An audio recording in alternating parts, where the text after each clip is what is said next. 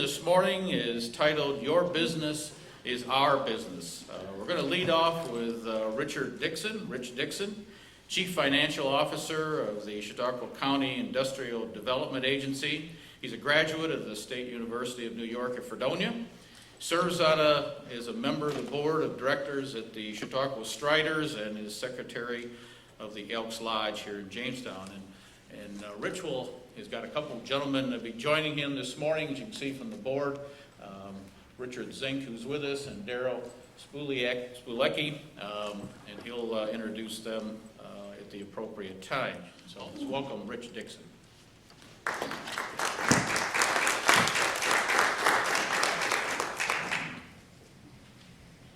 Thank you, Randy. Bill does send his regrets. He had a prior engagement today. So, I'm going to talk a little bit today about the loan funds that the Industrial Development Agency administers. We have two separate loan funds. We have the All-Tech Revolving Loan Fund and the Chautauqua Revolving Loan Fund. We'll talk about the All-Tech Fund first. We have approximately $12 million available from an EDA grant that's probably 30 years old that we administer. We do a variety of loans to local Chautauqua County businesses with that. We are not allowed to lend that money outside of Chautauqua County. I'll give you an example of some of the deals we've done and explain the mechanisms. First of all, our interest rate is very low. We're below rate most of the time. We are 4% fixed on our loans. That's mandated in our policy with the EDA, and we cannot go lower than that. So that's a fixed rate, whether it be an equipment loan, a working capital loan, or a fixed asset loan. The term of the loan can be up to 20 years for buildings and acquisitions, or on machinery, it can go for the life of the loan. And then for working capital, we generally go 5 years. And I think what's important for this group is that we take second position on our loans. So, for example, one of the things that we try to concentrate on is with our local businesses, when our local businesses are for sale and there's a local buyer, we try to get involved because we understand, and we've all seen what happens when a local business sells to let's say an international company or a national company. So if it's a local deal, I mean, we like those, we want to get involved, we like to keep our businesses local and stay local. So on a deal, we try to use the 50-40-10 model. So let's say it's $1 million acquisition. We would be looking for a bank to participate for $500,000. They would get first position on all the assets. The IDA would come in for 40% or $400,000. We would take a subordinate position behind the bank, so we have a second position, so the bank will get paid first should something go awry. And then we're looking for 10% equity in the deal from the individuals. The other loan fund that we have is the Chautauqua Revolving Loan Fund. It's a much smaller fund. We have about $750,000 in that fund, and we can lend that money into Cattaraugus and Allegheny County as well. The majority of our loans are in Chautauqua County, but we do have some loans in Cat County. We'll partner with some of the groups that are here that I'll introduce you to in a minute. We partner with them on loans. We can be as flexible as possible. We can go interest only on our loans for a while. We can do a forbearance agreement where the interest will accrue for a while. We try to be as flexible as possible on all of our deals, to make sure that the deal happens and that the business can either be acquired or expanded. Most of our loans are for expansions. I just give you an example of some of the ones that we've done recently. When SKF was considering where they wanted to locate their heat treat facility in Faulkner, we worked with them for over a year on a variety of things, and I'll just talk about the loans today. SKF did not want to own the building. They did not want it on their balance sheet. They wanted to sign a long-term lease. But because SKF was the beneficiary, we were able to work with their developer on it. They built a $10 million building in Faulkner. That was just the building was $10 million. So the IDA's limit is $1 million. So we were able to go in for $1 million on that, subordinate to, I believe it was an insurance company that ended up buying the rest of that loan, and a low interest rate for 20 years just part of the incentive package to get them to come here. And they did take advantage of that. In some cases, we've had deals where local businesses was for sale. The IDA came in, took second position behind the bank, and then 2 to 3 years later, the bank actually takes us out because, you know, a year and a half ago, 2 years ago, the banks were offering rates better than 4%, which was a win-win for us because not only were we able to help with the acquisition of that business, but when the business got stabilized and was turning a good cash flow, the bank actually took us out, giving us more money back into our fund and able to help other businesses. So the All-Tech generally ranges from $75,000 to $1 million. Currently, we don't have a lot of money available. Kel Rasmussen, who was here and was downstairs at the table, has a spreadsheet where we manage our inflows in and out, and we project that out 2 years. And we have some loans that are out, let's say, 10 months. Because one of the things that we don't do is we're takeout lenders. So on a construction project, we would not fund the construction, but we would pass resolutions at our board and get all the loans approved. And we would send a letter to the bank saying, upon completion of the project and being issued a certificate of occupancy, we will take the bank out on a construction loan. And we do that because we're not construction managers and we really don't want to get into construction. Plus, if they're dealing with us during the construction phase, they would have to pay prevailing wage, which on most of our jobs doesn't happen in Chautauqua County. So those are a few examples of the loans that we do. And I would encourage you all, we do small loans too out of the CRLF, $15,000, $20,000. Working capital loans, somebody's in a jam, they need some help. I would encourage everybody to call us. We can partner with our partners that are here, and we have other resources available that we can help people if they're having financial crunch. If we're not able to do the loan, we can usually find somebody that can help. So I would encourage everybody to, feel free to pick up the phone and give us a call, and we'll see what we can do about helping somebody get financing. So Daryl has joined us. And a little bit about Daryl. He's going to talk about Chautauqua Opportunities and what they do there. Daryl is the Economic Development Manager for Chautauqua Opportunities. He administers their economic development programs. And it's a pleasure to have you with us today, Daryl. So if you want to step up.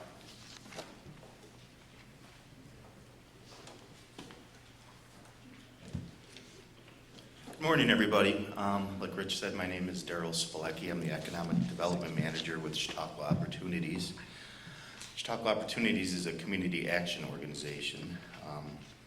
Our loan programs are more or less focused on entrepreneurs and smaller businesses, and we will lend up to, right now, our limit is $50,000. A lot of what we do is we do a lot of technical assistance to help smaller businesses to get them to that point where they are bankable, or to that point where they're going to expand from either from a home-based business or like a cottage industry type business. Our rates right now are 5.25%. Terms are very flexible. Again, depending on the type of business, what they're borrowing for. We'll do lines of credits, we'll finance equipment, machinery, furniture, fixtures, expansion, construction. And really, like I said, our crux is to help that small entrepreneur grow into a larger business to a point where they can get bankable. I've been with Chautauqua Opportunities now for 4 months, so I'm still getting to know my way around Chautauqua County a little bit. We do have some recent loans and projects we're working on. So like I said, smaller businesses.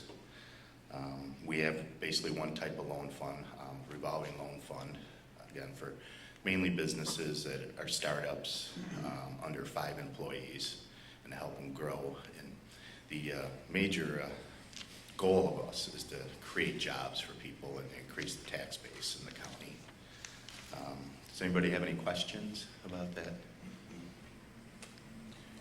Daryl, I wanted to talk. Could you explain the line of credit and how that works? We've been doing a line of credit. It's asset-based, based on receivables or inventories of a company. And usually we'll let them draw down up to 75% of their current receivables, or if it's on inventory, 50%. that other part kind of secures us and we can control the drawdowns then. Again, it's called asset-based lending. Would you require participation of a bank in that, or could it just be you? And No, but I would welcome banks or participatory loans with you guys. But if there wasn't a bank, would you do it alone? Yes, we could still do it, and that's our whole goal there, is to get small businesses to where they can get bankable and get them up and going. We'll take a little bit more risk than a bank would and get them to that point where they are bankable, and providing technical assistance along the way. Do you make loans to not-for-profit entities that may hire people? We can, yes, definitely. We'll lend to any kind of company, whether it's sole proprietorship, partnership, corporation, not-for-profit, cooperatives. What are the ways to secure the loan? Collateral, like the line of credits, are really already secured by the business assets, the inventories or receivables. If it's a term loan, it could be secured by that piece of equipment we're purchasing, or we can be secured by real estate. And our loan to value, we judge everything maybe a little bit differently on our risk scoring.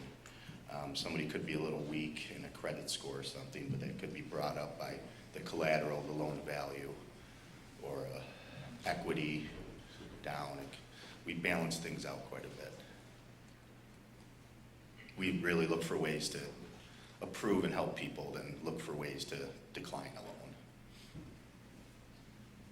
Any other questions? And I apologize for being a little bit late.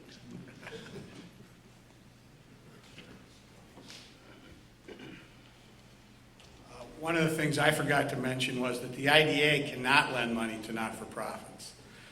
It must be a for-profit entity in some shape or form. So we do get a lot of calls about that, and I hate saying no, but by statute, we are just not allowed in the regulations to loan to not-for-profits. But we can do bonds for not-for-profits, so if there's any need for bonding, we can do the bonding. Our next speaker is Richard Zink. Richard Zink, since 2010, has been the Executive Director of Southern Tier West, and Richard's going to talk today about a variety of products, and some that are established and some that are new that Richard's going to be administering. So, Richard? Good morning, everyone. I am the Executive Director of the Southern Tier West Regional Planning Board, which is based in Salamanca. We cover the 3 counties of Chautauqua, Cattaraugus, and Allegheny. I've been there for about 19 years now, and during a small portion of that time, I administered the loan funds that we ran. We do a couple different ones, and the handouts in your packet are different than the PowerPoint that I have created for today, and I brought a couple of examples of, or handouts that I'll put on the table afterwards. The one in your packet is much more informative than my PowerPoint. My PowerPoints I try to keep pretty, I guess, basic. The one difference in this instance is the Western Region Corporation, but I will start with CCIDA, which is the Southern Tier Enterprise Development Organization. We live in an organization that deals with acronyms constantly, so I'll try to use the full name of these corporations if I can, but if not, it's CCIDA, and WRC is the Western Region Corporation. So CCIDA is a loan fund that encompasses the 3 counties of the Southern Tier, Chautauqua, Cattaraugus, and Allegheny. It's a not-for-profit that was formed back in the early 90s, so for about 20 years we've been administering 5 loan funds, and each of those loan funds comes from different federal agencies, and each of those federal agencies have their own particular criteria as far as to who we can loan out to, the amount of dollars that we can loan out to, and sort of the collateral that is required across or for that loan fund. But what the CCIDA board has done, which is made up of 9 members across various sectors, we have a number of bankers on there. we try to keep at least 3 to 4 bankers on our board at each time, so we have a really strong analysis of the loans that come into CCIDA. And then we try to have a couple small businesses as well as people from the public sector, whether they be from the city IDA or the county IDA. It's really a diverse group. We try to constantly remind our board that it is a higher risk lender than traditional banks, but we try to take a very firm view of the loans that come across our table. If you want to apply to a CCIDA loan, it's really very similar to applying to a bank. We require much of the same information, 3 years tax returns, past financials. If it's a startup, which we will look at, we require 3 years of financial projections. We take a second position on most loans, if we're lucky. If not, Rich gets the second, and then we are stuck with the third or fourth in some instances. We consider ourselves a gap financer. So if you're a small business and you need $150,000 for a loan, you go to the bank and they look at your collateral, they look at your business plan, and they say, we're comfortable with $90,000. And they're going to require you to put in a certain amount, maybe $10,000, $15,000. There's that gap of $45,000 to $50,000 that CCIDA will look to take in. But we'll take the same collateral that the bank does. So we will take your personal guarantee. We will require life insurance assignment of the principals who own more than 20% of your business. Our loan interest rates aren't as low as people would think that they should be, but we maintain that we are taking a higher risk on most of these loans, and typically, if we're involved, there is that aspect of uncertainty that the bank isn't willing to go full in, and so we're comfortable with our 5 to 6%. It's a fixed interest rate. We have made exceptions over the years where we'll do a term for 5 years and then have it readjusted over after that. But typically, our loans are 5 to 7 years in length. Typically, the amounts are from $30,000 to $200,000, but we try to stay in the comfort zone of $75,000 to $125,000. Every time it gets much more, then it really has to be a special deal. And the nice thing about CCIDA is that our loans can be used for a variety of uses. We can use it for working capital, for the purchase of inventory, the purchase of equipment. The only thing that we don't do is labor. We can buy the materials, but we stay away from financing labor costs because of the federal wage rates that then get implied into that project, which would potentially raise the cost, but definitely it raises the necessity for increased bookkeeping and audit potential. So we stay away from that. We cannot loan to not-for-profits the same as Rich. We fall under those same guidelines.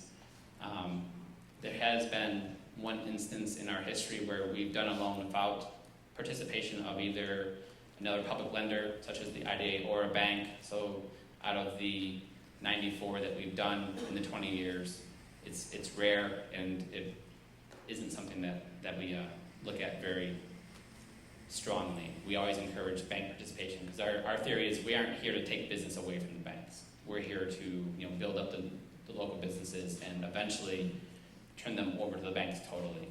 We don't like to go back and provide a loan to a person a second time.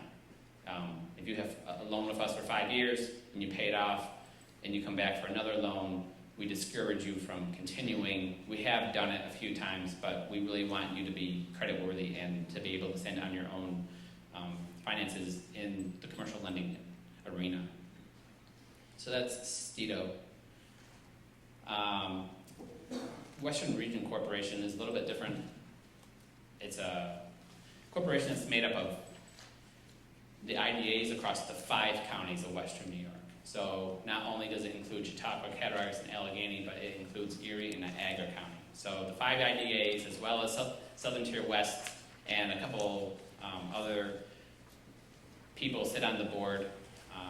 We do have a banker on our board, and we have a separate loan committee that looks at the loan fund that comes, or the loans that come in through Western Region Corporation.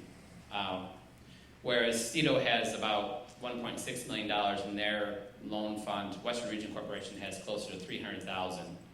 It's a much more focused loan fund. It came through New York State back in the early 90s.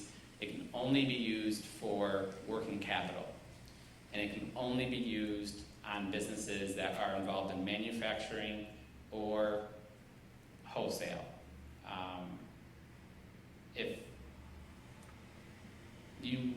If you want a loan from Western Region, you contact us at Southern Tier West or CCIDA. We administer the Western Region Corporation Loan Fund. We do the loan intake, and then it goes to a loan committee, which is made up of mainly bankers and IDA people from across the 5 counties. They review it for creditworthiness. It then goes to our board for policy review to make sure it fits into all the criteria that we have put forth of not only the New York State regulations, but our own personal policies. So the other little criteria that Western Region Corporation throws in is, say that you're a business and you have this loan for $500,000, you go to a bank for $300,000, you go to the IDA for $100,000, and you have a working capital need of $100,000. We'll only do half of your working capital. So half of your working capital must be financed either by the IDA, which would be the easiest thing to get it financed by, or the bank. So we'll do half of your working capital, and we also require you to have 10 to 15% into the deal, like mostly not-for-profits do, and we'll only do up to half of the financing, which is sort of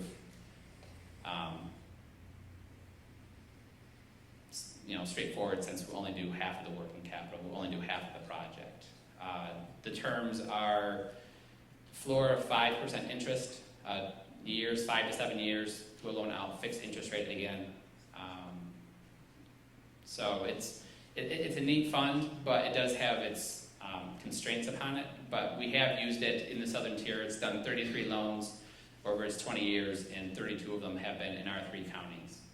So it's something that we take great advantage of, especially for our manufacturers and wholesalers that have needed it over the years. It's been pretty successful, especially in Chautauqua County.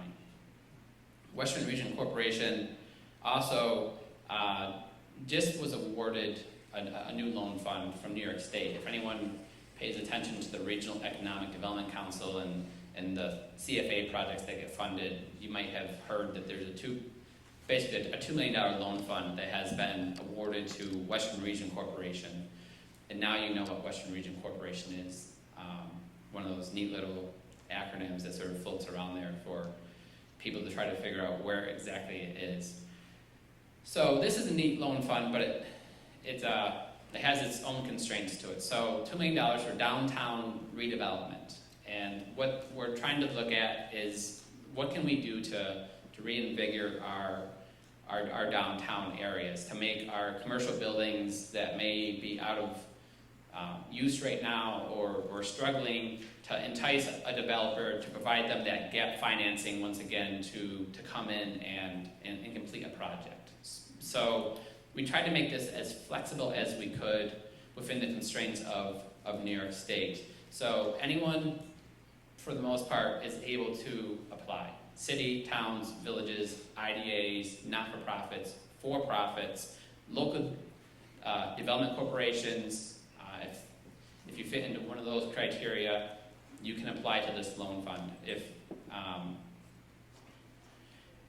it's somebody else, then it's really probably pretty easy to find someone to partner with. But we really, and the purpose of the fund is there. It's the new construction of commercial mixed use. So if you have retail on the first floor, you have housing on the second floor, or some sort of mixed use in the downtown area, then this is a loan fund that you might be able to utilize for your community. We also will do adaptive reuse, rehab, and improvement of vacant buildings. So one of the criteria that Western Region talked about was if you look at the city of Jamestown, there are specific areas within the city that the city has tried very hard to focus upon. There are areas outside of those focus areas that might need development, but we want every project to be in the heart of the city, or the heart of a redevelopment effort. We don't want sort of spot loans to be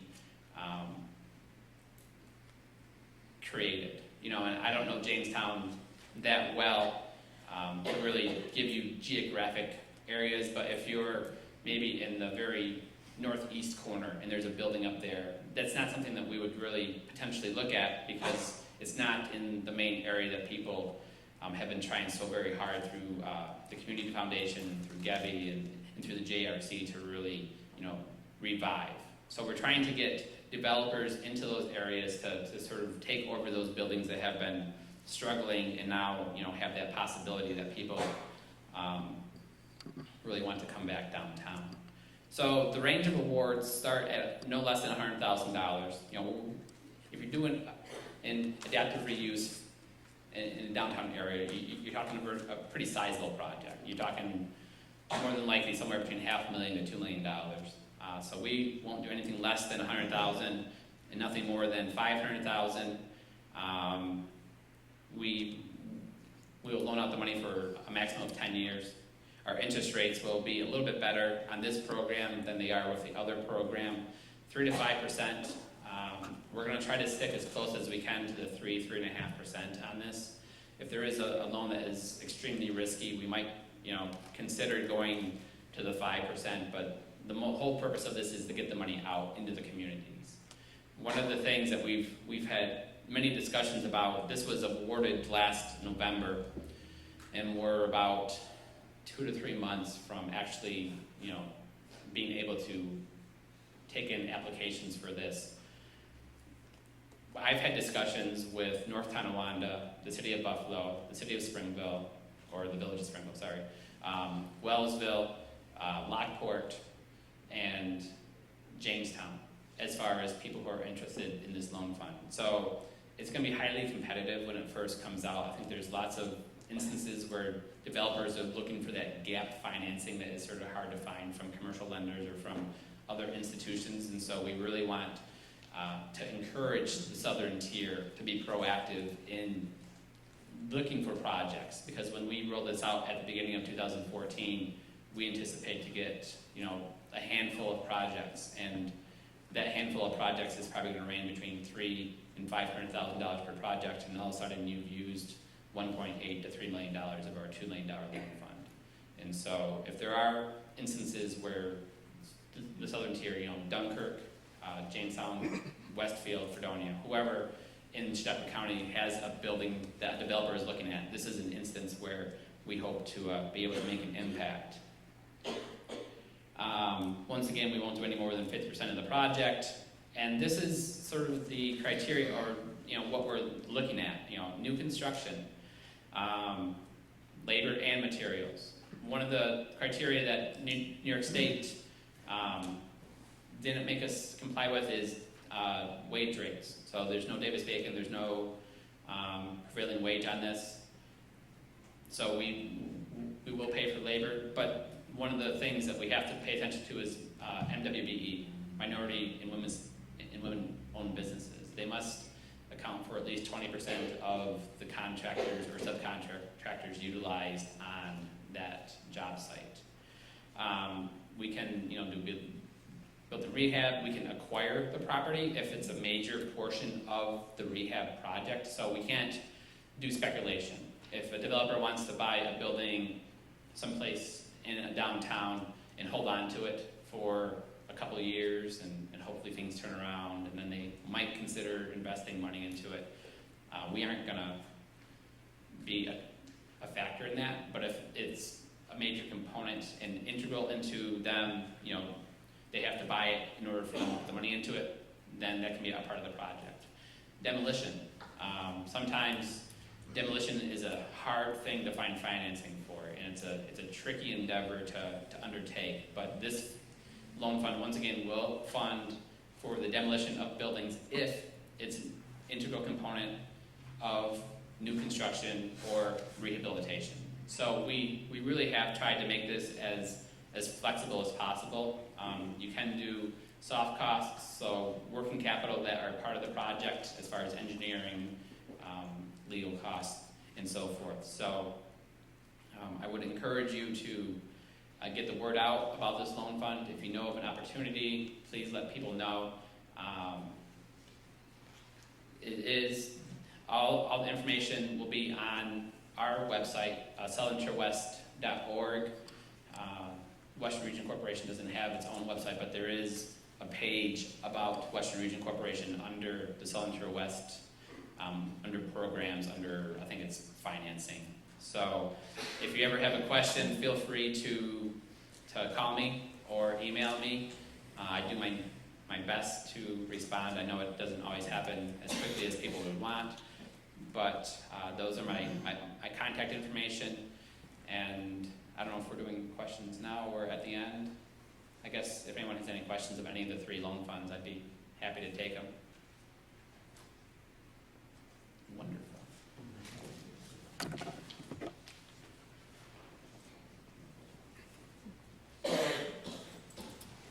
I would just like to add that, you know, we work really well together. The process is quick.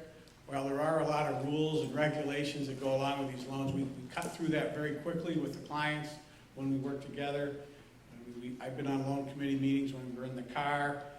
We're all flexible. We try to get these deals done, and we all partner well. I mean, for example, in our loan funds, if we get the application by the 1st of the month, we can close by the end of the month.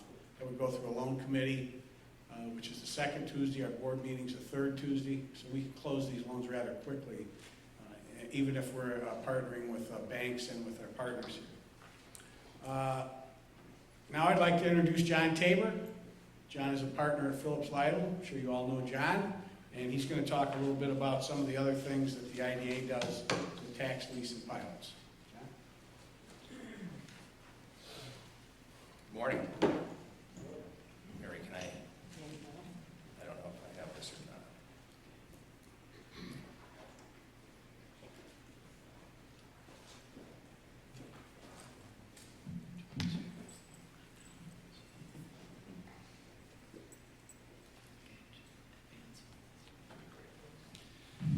All right, well, when we started, it wasn't clear how much time I was going to have to talk. Now, there's 2 requirements that really bring me to the front of you today. Number 1, apparently to get CLE credit, a lawyer has to talk, so that's why I get the rest of me this morning.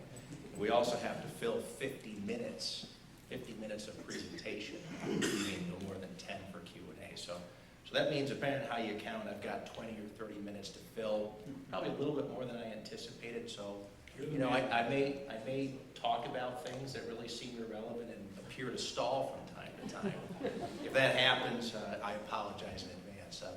Also, you know, feel free to ask questions since it looks like we're kind of taking questions as we go along here. Go ahead and ask questions during the presentation if you'd like. Shout it out, raise a hand, maybe I'll see you. This is kind of an interesting room because you feel like you're blinded by the lights, literally. So shout it out if you have any questions. I'm going to talk today about an additional service or additional financial assistance that the IDA can offer in connection with project applicants and parties who want to do something in Chautauqua County. You know, I'll point out that there are loan funds. Rich has talked about those. There are also other benefits we're not going to talk about today that include things like tax-exempt bond financings, but also include things like clearinghouse. The IDA can act as a conduit or a gateway to other funding from other agencies like the other agencies we have represented here today, but also the state, so forth. And in addition to that, the IDA has really very broad statutory powers to do a lot of additional things. Buy and sell real estate, purchase real estate for development purposes, and the list goes on. So what I'm going to talk about is really kind of a narrow element of what the IDA can offer. So what we're going to talk about today are straight leases, pilots, and the CCI's uniform tax exemption policy. I'm going to start with a couple definitions. First of all, what's a straight lease? A straight lease, also known as a tax lease, which is probably the more common name used, but the statute uses the word straight lease. It's a transaction in which an IDA takes an interest in an applicant's real property, improvements, and equipment, whether in existence or not yet constructed or installed, in order to provide financial assistance to the applicant in the form of certain exemptions from real property, sales, and mortgage recording taxes. Pilot. A lot of people, when you talk about doing one of these transactions, somebody will say, do you have a pilot? Well, really, a pilot, which stands for payment in lieu of taxes, is just an element of a tax lease or a straight lease. And a pilot is essentially a payment that a project applicant will make when real estate pursuant to a tax lease is taken off the tax rolls. When the IDA takes an interest in real estate, that real estate becomes tax exempt. And in exchange for making that property tax exempt, the IDA enters into an agreement with the applicant pursuant to which the applicant will pay some dollars, usually less than what the real estate taxes would have been if the IDA wasn't involved, but will make those payments directly to the IDA. Incidentally, and I don't cover this in the presentation, but when the IDA does take a payment, a pilot payment for a project, the IDA does not keep that money. They're statutorily required to pass that money on to the affected taxing jurisdictions. So that's the school district, the county, and the town where the project is located. And the IDA has to, unless the taxing jurisdictions actually approve otherwise, the IDA has to pass that on in the same proportion that the property taxes would have been distributed. So for example, the school typically would get 50% of the overall tax bill. The IDA would have to pass on 50% of the pilot payment for that project to the school, and the same proportion, respective proportions of both the school to the town and the county. So before we talk about why, that's some definitions, but before we talk about why parties want to do this and why it is that we structure a transaction this way, and you'll see the transactions are kind of structured in a screwy way, let's just sort of talk about what one of these looks like. So I want to walk through what really are the elements or the parts of a basic tax lease or straight lease transaction. So let's assume, for hypothetical purposes, that a new company wants to build a manufacturing facility in the county someplace.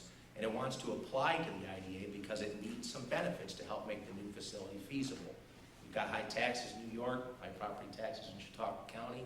Sometimes getting a break on those taxes can make the difference between whether a project moves forward or not. So let's assume that a company's in that position, and so they apply to the IDA for benefits.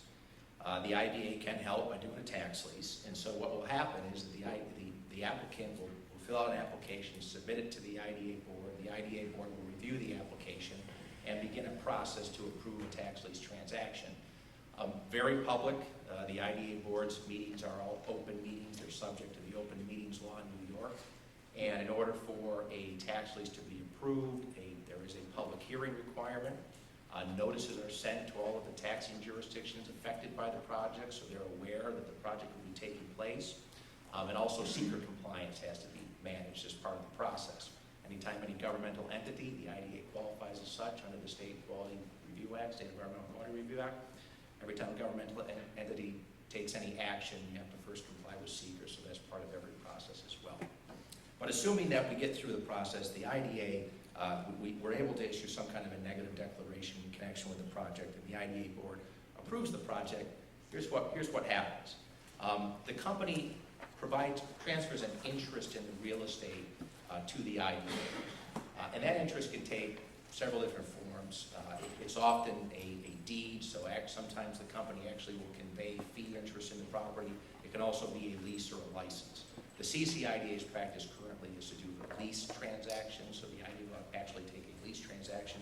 Statutorily, interestingly, all the IDA has to do is take sufficient control to remove the property from the tax rolls. Statute doesn't offer much more definition than that, but we do know from case law that fee interest works, lease interest works, and even license, non-possessory license interest work as well. So the company will, in addition to transferring an interest in the real estate, also deliver a bill of sale pursuant to which the applicant will transfer an interest in all personal items to be purchased in connection with the project. So this is everything from equipment, if it's a manufacturing facility, equipment inside the building, desks, computers, chairs, fixtures, all items other than real estate will be transferred pursuant to a bill of sale. And this is not just the items that exist as of the closing date of the transaction, but also any items to be purchased. So the bill of sale is phrased to pass on instantaneously upon any purchase by the applicant in connection with the project instantaneously transfer that property to the IDA. Again, seems kind of strange. So here's where it starts to make a little bit more sense. Simultaneously with those transfers at closing, the IDA leases everything back to the applicant, to the project owner, everything pursuant to the lease. And I think what's important here is understand the IDA is only retaining nominal title. They don't retain any right to occupy the space. They do have some inspection rights. They do have reason to have inspection rights to make sure that the companies are complying with the IDA statute, that it constitutes a project under that statute. But the IDA leases everything back, has no occupancy right, has no possessory interest in the property, just a nominal interest sufficient to allow the tax lease to take place. And usually there's no rent other than nominal rent associated with this lease. So $1 a year for the company to lease back everything. Also, just to make it clear that it's a nominal interest, the lease does provide every single one of these that we've done has a provision that allows the company or the occupant, the applicant, to purchase all of the real estate and all of the personal property that has been transferred to the IDA, to purchase that back for $1. So that can be exercised at any time. So if an applicant or a company decides they don't like this, easy to unwind, they send a notice to the IDA and $1, and the IDA would probably even credit the $1, although we'd have to talk about that. Maybe not. And the project would be conveyed back to the applicant. Of course, they would lose the benefits associated with the transaction, but they can have their items back at any time that they'd like. In addition to that transfer, the IDA appoints the company as an agent to acquire all of the personal property items. So in connection with the bill of sale, where the company transfers all its personal property items to the IDA, the company also appoints that party, the applicant, the occupant of the project, as its agent for purposes of purchasing all of those personal property items. And the company is going to be responsible for everything. The IDA isn't a construction manager, isn't going to oversee construction of the project. Instead, the company is going to be responsible for all construction, as well as all acquisition and installation of machinery and equipment, all of which is going to be paid for by the company, but then again, immediately titled to the IDA pursuant to the tax lease documents. Simultaneously with that, with the transfer of the property, the lease back, the appointment of the project applicant as an agent, that company will also sign a pilot agreement. Typically, they will sign a pilot agreement because by virtue of taking an interest in the property comes off the tax rolls. And so the IDA will require that company or that applicant to sign a pilot agreement, so there will be an obligation to make payments in connection with the real estate. Those are typically less, but there are instances where actually that payment is the same, where the payment is simply a payment made to the IDA as a pilot, but is equal to what the property taxes would have been. In connection with the project too, the IDA will sign any mortgages that are for project-based financing. Okay, so that's what it looks like. And for when I do these, and we do several of these a year, for attorneys, especially out-of-state attorneys, this just looks like a really strange transaction. What do you mean I got to transfer $10 million worth of stuff to the IDA? What about the bank? I was going to get a loan for $10 million. What am I going to provide as collateral as you own us? There's just always these questions about why does it structure it this way? Well, first of all, why would they do it? For the reason I've already said. If you do a transaction, if an applicant does this transaction, they can get exemptions from these taxes. They can get real property tax exemption or abatement, or at least a reduction. Sales tax exemption in connection with the project, and this would apply to all items that have a useful life of more than 1 year. So if it's a personal property item or service that would be sales taxable, it's in connection with the project that has a useful life of more than a year, no sales tax applies. And that benefit can actually be enormous. We've done projects that are millions and millions of dollars, and the sales tax benefit by itself can be in the hundreds of thousands of dollars. And then finally, mortgage tax. So that's why a company wants to do it. But why is it that it's structured in this funny way? And the simple answer is because the IDA can't simply give exemptions to other parties. The IDA does not have the authority, and there are New York constitutional reasons why this is the case, but the IDA cannot simply just give an exemption to a company. Instead, The transaction is set up so that the company or the applicant can piggyback on the IDA's exemption. To run through the benefits again, the real estate, by the IDA taking an interest in the property becomes off the tax rolls. It becomes completely tax exempt. There is no longer any obligation in connection with that real estate to pay real property taxes. So there's no in rem proceeding if those taxes aren't paid. Okay? Instead, the IDA enters into a personal obligation, creates a personal obligation of the company to make the payments pursuant to the pilot agreement. But it's piggybacking, the company is piggybacking on the IDA's exemption. Sales tax, again, IDA cannot provide the exemption to the party or to the applicant. Instead, the IDA simply allows the applicant to purchase items for the account of the IDA. That's why the bill of sale is in place. That's why the transfer happens. The company is given a sales tax letter that appoints them as agent. So every purchase that's made, building materials, equipment, etc., in connection with that project are made for the account of the IDA. And so the IDA, by virtue of having that ownership, taking that title, can use its sales tax exemption in connection with those purchases. And finally, mortgage recording taxes. Because the IDA will have an interest in the real estate, the IDA will sign any mortgage as their interest will appear, whether it's a fee interest, leasehold interest, sign any mortgage, and by virtue of its execution of the mortgage, there is no mortgage tax on the mortgage that's recorded. And so the clerk simply doesn't collect the tax at closing. So it's the piggyback concept that really requires these transactions to be structured in the way that they are. So what kind of projects can the IDA do? Well, despite the fact that IDA stands for Industrial Development Agency, it's a bit of a misnomer because IDAs can do a lot of projects. They can do much broader projects than just industrial. And those examples are manufacturing, warehousing, research, some of my personal favorites, horse and auto racing. We could probably use one of those facilities around here, Rich, if you could get on that'd be great. Railroad, recreation, sport complexes, and the list goes on. There used to be civic facilities, not-for-profits. That statute changed, it sunset a few years ago. It's no longer allowed for the IDA statute. But I think the point is that the IDA has really very broad statutory discretion with respect to the types of projects that it can do. And when you look at the statute, here's the guidance. It can do projects that advance the job opportunities, health, general prosperity, and economic welfare of the people of the state of New York to improve their recreation opportunities, prosperity, and standard of living. It's a lot. It's broad. The IDA can do projects to satisfy this. That opens up a lot of doors. There is a requirement that in connection with any project for it to be approved, there has to be a cost-benefit analysis done by the board at the time of application. And that cost-benefit analysis is just an analysis of the cost of the public dollars foregone.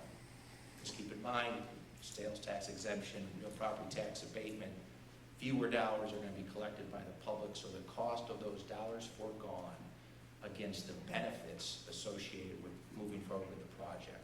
And that includes things like job growth, job maintenance, standard of living, etc. All of these things identified in the statute. There are also provisions in the statute that limit the IDA's power to do these projects. And there used to be more, but in the recent iteration of law, there's really only a couple. One is there's an anti-poaching provision. An IDA from one county or from one municipality cannot offer benefits to a company already existing in another municipality. You can't poach. You can't go to Cattaraugus County, for example, and say, hey, Sol Epoxy or Dresser Rand or whoever's over there, look, why don't you come to Chautauqua County and we won't charge any taxes for 20 years. Can't do that because you can't move a facility from one area of the state to another. There are exceptions to that, and there have been a few projects in the history of the CCIDA that have fit within one of these exceptions. One of those would be that if the company were otherwise going to move outside the state and moving to Chautauqua County, for example, as a way of preventing that, it would still be allowed. And also, if it were necessary to move into the county from a different area of the state in order to preserve a competitive position in the industry, it would be allowed as well. The second restriction is really just a limitation. I'm going to talk more about that in a second, is for retail sales. There's a lot of confusion, I think, out there about what this really means. So what it really means is that the IDA cannot do a tax lease, enter into a tax lease or straight lease transaction with any entity if, when you look at the total project costs, 1/3 of those costs are associated with building infrastructure that will be used to allow retail sales to customers who personally visit the site. So you have to look at the entire project cost. If it's $1 million, then you look at the 300, you take 1/3 of that, $333,000. Are those dollars being used to build infrastructure at that site that'll be used for retail sales that happen at the site? If the answer to that is no, then it's either less than 1/3 or it doesn't exist, then this retail exception doesn't apply. But the point is, projects that have a retail component are not prohibited by this provision. Projects with a retail component, as long as it's this size, are allowed. In addition to that, there are certain exceptions to where this doesn't apply. Exceptions where even if all of the project costs are used for retail facilities, the project can move forward. And so an example, this would be a big box retailer. Could an NIDA do a project for a big box retailer? The answer is yes, it happens all the time. And it can, provided that it fits in within one of these exceptions. First is tourism destination. Obviously, a big box retailer wouldn't fit within this exception, but any project where there are retail sales, where it is a tourism destination, are acceptable. Tourism destination simply means it's a project that attracts visitors from outside the economic development area or region. In this case, that region is actually not just Chautauqua County. It's the same region that's denoted by the governor's economic development regions, which includes Chautauqua, Erie, and I think Niagara. Is that right, Rich? It's a pretty big area in western New York. But if it attracts customers from outside of that region, then it is a tourism destination project, and despite the fact that it's retail, can move forward. Examples of this would be, ski resorts, racing facilities, hotels, things of that nature. Two more exceptions to the retail sales exclusion. If the predominant purpose would be to make available goods or services that are not otherwise reasonably accessible within the area. And then finally, if the project is located in a highly distressed area. So if it's either one of these things, you can also do a retail project. If it's one of these two things, though, there are some additional requirements. First, you have to really take a look at the jobs and make sure that permanent jobs are either maintained or improved or increased as a result of the project. And two, it has to be confirmed by the county executive. Yes, go ahead. What's the definition of a highly distressed area? Good question. Highly distressed area. Thank you for that. It's a fairly confusing definition, but here's what it really is. It's if you have to look at census tracts, and if the project is taking place in a high poverty area or a high employment area, or in an area that was designated as an empire zone, then the retail exclusion does not apply. Okay, so even a fully retail project is statutorily authorized within any of these highly distressed areas. Incidentally, that's most of the city of Jamestown. Almost all of the downtown area, most of the city of Jamestown. What's an empire zone for us that have been Sure. out of tonight? An empire zone was is actually a now expired program, although there are still some companies who are receiving benefits. It was a program put out by the state 10 years ago, some time ago, that actually provided a series of credits, many of which were refundable to applicants who were doing new projects in New York State. So, for example, a company would want to build a new manufacturing facility. It could apply to the state under this Empire Zone program to get wage tax credits, credits for the number of people that they hired, investment credits, tax credits for the size of the investment made in connection with the project, and the list goes on. And for many of those credits, in order for the company to be eligible, the company had to develop this project within an area designated an Empire Zone. So the state, working with local representatives, had to identify in every county areas that were designated as Empire Zones, the purpose of which was to try to really create incentive for development within those areas. Jamestown, really, much of Jamestown was within a designated Empire Zone. That program has now expired. It's been replaced with, there's a new program. I don't know if replace is the right word, but there's a new program in New York called the Excelsior program, which is what Most companies will apply for it today, but there are many companies that still have an Empire Zone designation because the tax credits offered at the time were many years in duration, some as long as 10 years. So if somebody got designated as Empire Zone company, hired a bunch of employees, got a wage tax credit that goes on for 10 years, and that happened in 2007, for example, despite the fact that the program has expired, they're still giving benefits. And so the maps about designating Empire Zone areas are still in existence. So how am I doing? Am I going slow enough? All right. I've got a few more slides. We should be okay. So that's all I'm going to say about the tax lease benefit itself, the transactions, what it is that IDAs can do. Yes, Ron? You mentioned that the IDA signs the mortgage. If there were to be a default on the part of the ABC company, does the IDA then pay the mortgage to No. get the building? Good Or question. does it go Very to good. the- Is there Could a you repeat the foreclosure? question? Very good question. The question is, since the IDA signs the mortgage and is a party to the mortgage, if there is a default on that mortgage, does the IDA then have an obligation to make good on the mortgagor's promises? The answer is no, they do not. And if you look at one of these transactions, unfortunately, it's a big pile of paper, and the reason that it's that thick is that there are a lot of provisions really protecting the IDA from exactly those types of issues. Typically, when the IDA signs onto a mortgage, it signs on solely for the purpose of submitting the property has an interest into the lien of the mortgage. So you really will see two main elements that characterize the mortgage. Number one, the IDA is only a party to the grant clause. So you'll see the IDA will grant the property right alongside of the mortgagor. And it will not sign on to any of the other covenants. So typically the mortgage is structured that you have a grant clause followed by a series of covenants. The IDA will be a party to the grant clause, but not to the series of covenants. So everything from payment of the debt to maintenance of the property to waste to insurance to environmental indemnity, all of those things are continued to be the sole obligation of the company. In fact, in the lease documents, the IDA is indemnified by the company against all of those things. And there is also some statutory protection. The other thing that's in the mortgage, in addition to that bifurcation of obligations, is that there is some exculpatory language. So there's significant language, a couple paragraphs added into the mortgage that specify the limitation or the extent of the IDA's exposure. So the answer to the question, no, the IDA does not have exposure. As a follow-up to that, what's been the history of default? What's been the history of default? We haven't had to deal with many defaults. There have been some companies that struggled through the course of IDA projects. Many of those have been worked out.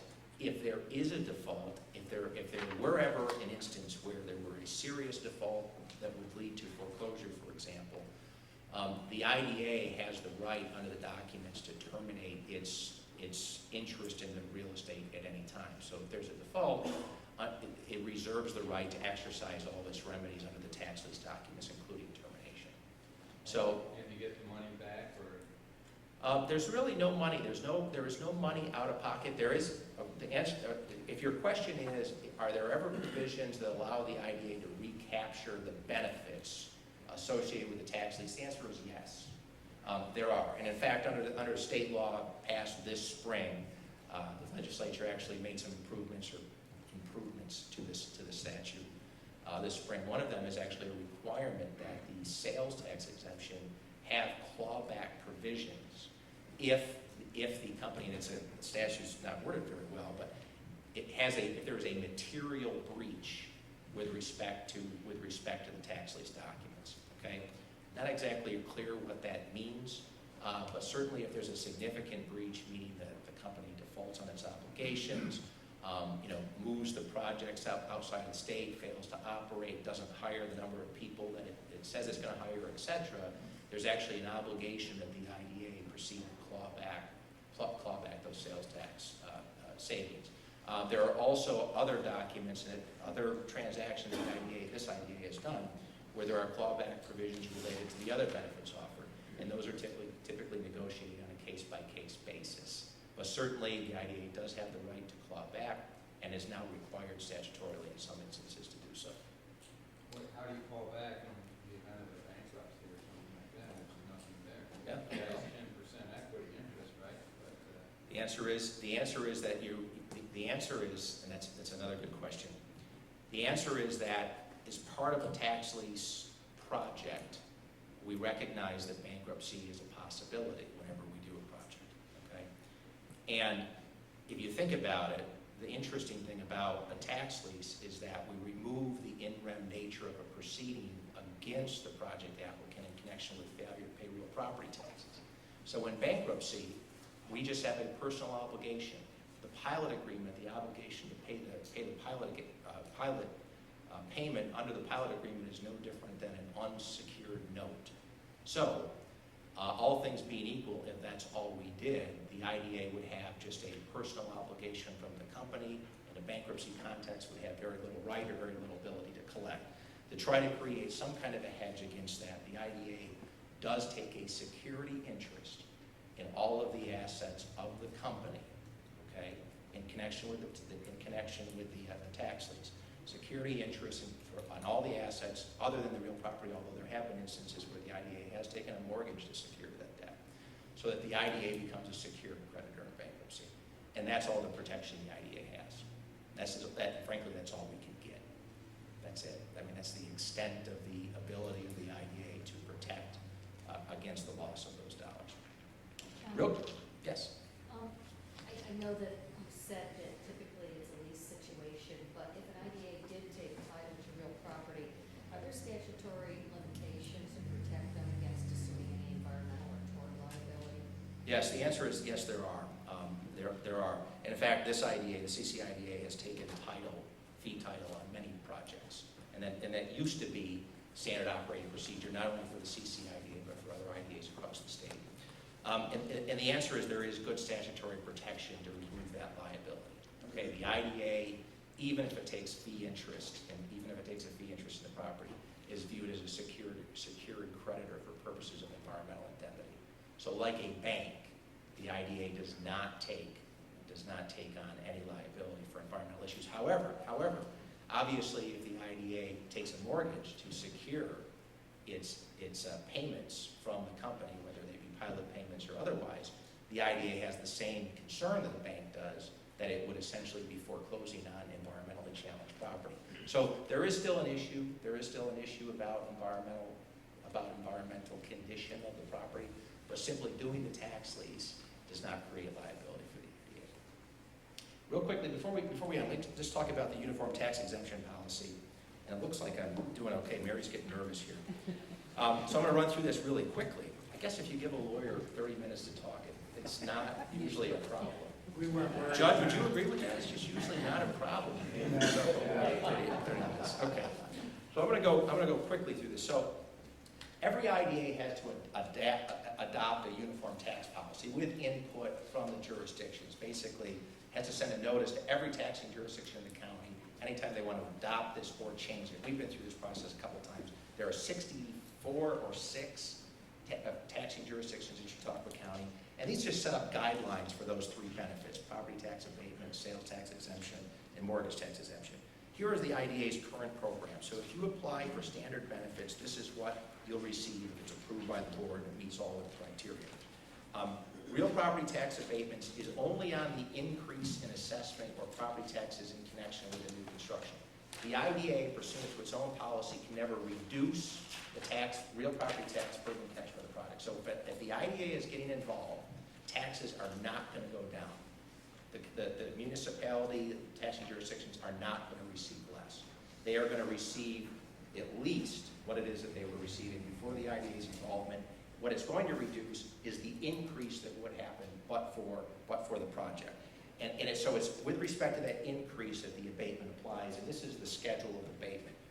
For years 1 and 2, it's 90% of that increase is abated, 3 and 4, 80, years 9 and 10, 50. So, and in addition to that, there are also standard schedules that are more beneficial, longer 15-year periods with even more beneficial schedule of payments for tourism destination projects, and also adaptive reuse projects. Adaptive reuse projects are essentially those where you take an old building and you fix it up. Sales tax, like I mentioned earlier, you get a full exemption on any items purchased in connection with the project that have a useful life of more than a year. That includes desks, chairs, computers, And then we've talked about mortgage reporting tax as well. And then finally, despite the fact that the IDA has this policy in place, the IDA can deviate from the policy on a case-by-case basis, meaning that it is still free to offer whatever benefits will get the project done above and beyond those that we just mentioned, but there is just an additional process the IDA has to go through, and that includes additional notice to the taxing jurisdictions and an additional opportunity for them to come and make comment at a meeting of the IDA about the project itself. So that's it. Any other questions? Okay, thank you.